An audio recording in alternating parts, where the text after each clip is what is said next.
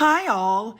Everything in my video is pulled from the public domain, and I am using them under the Fair Use, Fair Dealings guidelines. Everything I say is my own opinion. You should look into this information for yourselves, but I'm pretty sure I'm right. Good morning, everybody. This is going to be another short but sweet video where we're just going to touch on a few items that have come out this week. This will be really interesting, so let's just jump in with both feet and get there, shall we? Let's go. To start with, Crown Prince Fumihito and Crown Princess Kiko of Japan have confirmed that they will be attending King Charles and Queen Camilla's coronation. And they're going to be staying when they arrive at Claridge's in Mayfair. They'll be here for 3 days. They will leave Tokyo 2 days before the coronation.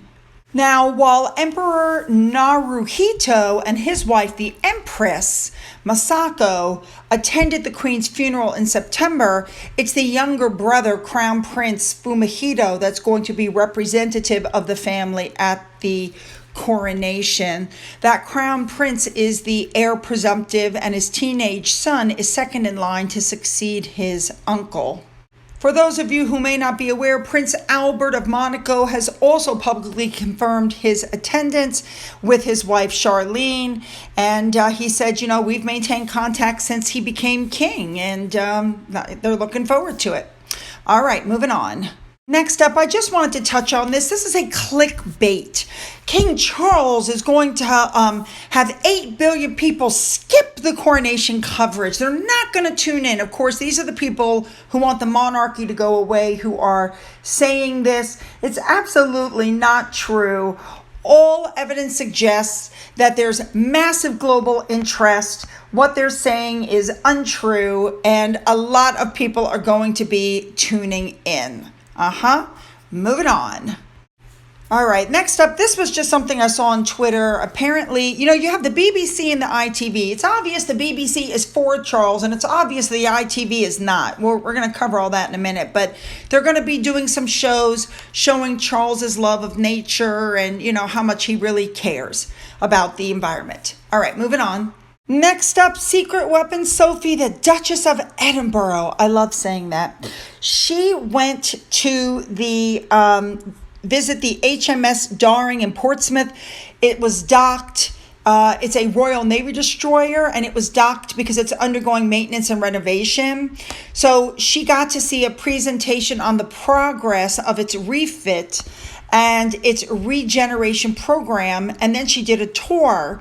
And while she was on board, of course, she had to wear this full protective gear with the safety boots and the glasses, and quite frankly, I thought she was rocking the look. Apparently, Sophie is the sponsor for this ship. I don't know how you'd call it. She was the sponsor. Anyway, she looked really good, I thought. I think she's enjoying being a Duchess. And I love saying the Duchess of Edinburgh. You know what I mean? She's waited a long time for this. And I just love the fact that she and Edward knew that this was coming, because remember, Philip asked him if they would take the title once he passed away. So, well, good for her. And I think she looks wonderful. Moving on. Now, moving on, it's being reported that Charles is thought to have personally made a decision to make sure that Charlotte still has an important role after George becomes king. And so Charles is apparently going to reserve a title for her. He apparently currently calls her Lottie by her mother and Mignonette, which is French for cute little thing, by her father. And so even though Edward is the Duke of Edinburgh, the title is only for his life. So after Edward passes away, Charles has made it clear that Charlotte should become the Duchess of Edinburgh. I think that's very thoughtful. He's making sure that she has a good role ahead of her. Very nice.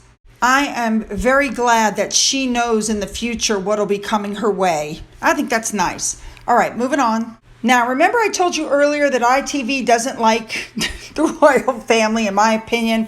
Apparently, they're doing a new documentary. I consider this to be clickbait because A lot of the stuff is repeat crap, and a couple are claims that are untrue. So let's just look at some of what they're talking about, shall we? Their first allegation is that Harry's death in war was deemed acceptable by the late Queen, but that William couldn't go because his death was not allowed because he was the heir presumptive. That is actually not true. The Queen said both of them have taken the shilling, therefore they must do their duty. Now, her advisors might have said something later on, but the Queen never said that. That's an out-and-out lie. Their next allegation is that Camilla secretly met the Archbishop of Canterbury at her son's apartment in London to discuss the possibility of her marrying Charles, who by then was the Prince of Wales. There's no proof of this. And again, I think it's a lie. Next up, they're saying that Andrew's sit-down interview was due to his being overconfident. Actually, and they're saying that he thought he could get away with things. Actually, it was one of his daughters that told him he should do the interview that ended up backfiring. Moving on. Next, they bring up Princess Anne's kidnapping attempt from 1974, where her bodyguard was shot in the shoulder, and the guy leaned in and said, "You need to get out of the car." And she looked up at him and said, "Not bloody likely." Okay, but we've all heard this story, and it took place how many years ago? I'm not sure why they're dredging this up. Moving on. Then they interview Michael Fagan, the man who broke into Buckingham Palace twice in 1982. And he goes, there's cameras up there and somebody should have stopped me from entering. The next thing that they're saying is that Prince Andrew insisted on taking his own ironing board when he traveled abroad. All I can say to stupid, bizarre things like this is, proof, please. All right, we're coming towards the end. The next thing that they put up is that the Queen liked to have quote-unquote sherry time, and there was a 40-minute slot where the Queen would drink. To me, that's insinuating she had an alcohol problem. Yeah. And finally, they talk about Princess Margaret. How long has she been deceased now? The Archbishop of Canterbury apparently was interviewed, and he says that, he gave her last rites, and he said, quote, "It was clear she was sad and she longed for love." Oh, shy. Obviously, this is an ITV program that I won't be watching. All right, moving on. Now, let's start talking about the coronation and Harry and Meghan. They're saying that one of the reasons they feel that they have not yet RSVP'd is because they're quibbling over whether they should bring the children or not, especially since the children have absolutely no role to play in the coronation procession or events. Now, people are pointing out that if Harry goes to that coronation, he's going to be a hypocrite. We all know he's a hypocrite anyway, okay? We're all aware of this. But how many times did we hear him say, "There's a lot that can happen. They have to apologize to my wife. They have to do this. They have to do that." None of what they've requested has happened. They're not getting on the balcony. So the problems are coming up, and you have to wonder if they're going to swallow their pride and show up anyway. There is a lot of talk going on that there's a lot of fighting going on. Harry misses his brother. He misses his father. He misses royal life. He wants to try to get back into the fold. Meghan does not. Meghan wants to keep Harry from going to the coronation unless she gets her apology and they can be on the balcony. And the latest claim I heard was that they want everybody to sing happy birthday to their son. I don't get that, because when Archie was 3, Harry spent the day playing polo and nobody batted an eye. But for some reason, now that he's going to be 4, it's suddenly the biggest deal known to man and everybody's got to be involved. Now, the other problem that's come up is that Harry was told that he needs to give 28 days notice before he flies into the UK so that they can look at the threat assessment, they can arrange security for him. The deadline for the RSVP has come and gone. Harry has not said a word, nothing's happened. And so now everybody's like, oh my gosh, what's going to happen? Well, let me tell you. Sky News, and you guys know how much I love the Australian news, had Dan Wooten on, and he had something to say. Listen to this. Sitting there on the fence, perhaps hoping that we'll all talk about them, which we are. What's likely to happen? Well, do you know what, Peter?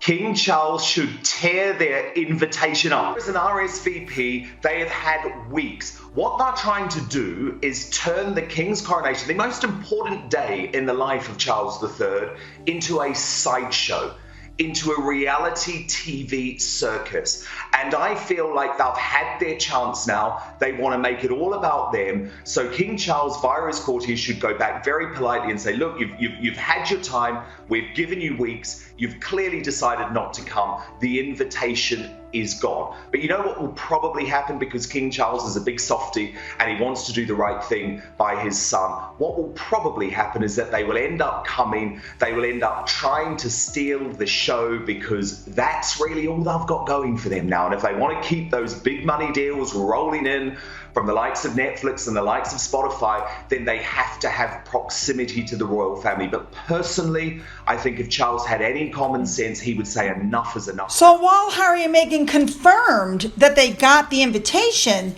they refused to RSVP until their demands are met. The formal apology, a moment at the coronation, a state event, not a personal event, but they want their son to be congratulated on his 4th birthday at the coronation. I like, really? And of course, they also want to stand on the balcony, and that's already been decided that that's a no. So all of their requests have been rejected, and so they're just not RSVPing. They're just going to leave everything hanging there so they can try to turn it into a sideshow. Yeah, I agree. The palace should say, sorry, you're done. All right, just a few more stories to cover. Said that Meghan Markle was apparently told by Queen Elizabeth that if you have any issues adjusting to royal life, you should reach out to the Duchess of Edinburgh, Sophie, because after all, she used to be in public relations. And Meghan's response was, that's okay, I've got Harry. That would be the same Harry that when she went to him and said, I'm suicidal, he did absolutely nothing for her, by her own words and by his own words. Moving on. All right, we're coming towards the end here. I just had to show you this story. I can't believe it. Prince Harry abused a French pub boss with foul language and was thrown out and barred from ever returning. Shocking, I know, right? Because Harry never uses foul language or mistreats anybody, ever. Like, I read this and I was like, are you kidding? Is that supposed to be a joke? And in every picture, he's got a drink. But of course, now we know he has a drinking problem. Oh my goodness. All right, let's move on to the end here. I just want to touch on this. I heard Budweiser lost $800 million in one day after they used a transgender activist to push their brand. I don't see a problem with that, but I do see a problem with what Nike did. There are so many fabulous female athletes who have earned the right to, wear sports bras and push female Nike clothing, and instead they've used a trans activist. Oil of Olay now is doing the same thing. I will not buy Nike products. I'm not telling anybody else not to. I simply won't, nor will I buy Oil of Olay products. And the beer, I don't drink. All right, now before we go, I want to send out another thank you to the subscriber. I was not given permission to give their name, but I just want to say thank you. I got these fabulous cup cases. This is all going to be used during the coronation party that I'm going to be going to. But the other thing that was sent, I love. It's a spoon for my tea with Charles's face on it. That's mine. Nobody better touch that. Thank you so much. All right, guys, I caught Finn sleeping this morning. Yes, my husband got up, tucked him in, and this is how I found him. It's hard to tell from these pictures, but his eyes are closed. He's got that black, fur around his eyes, so it's kind of hard to tell. But yes, the eyes are closed. He's out cold. Until I let him out later on. Watch this. All right, Finn, go.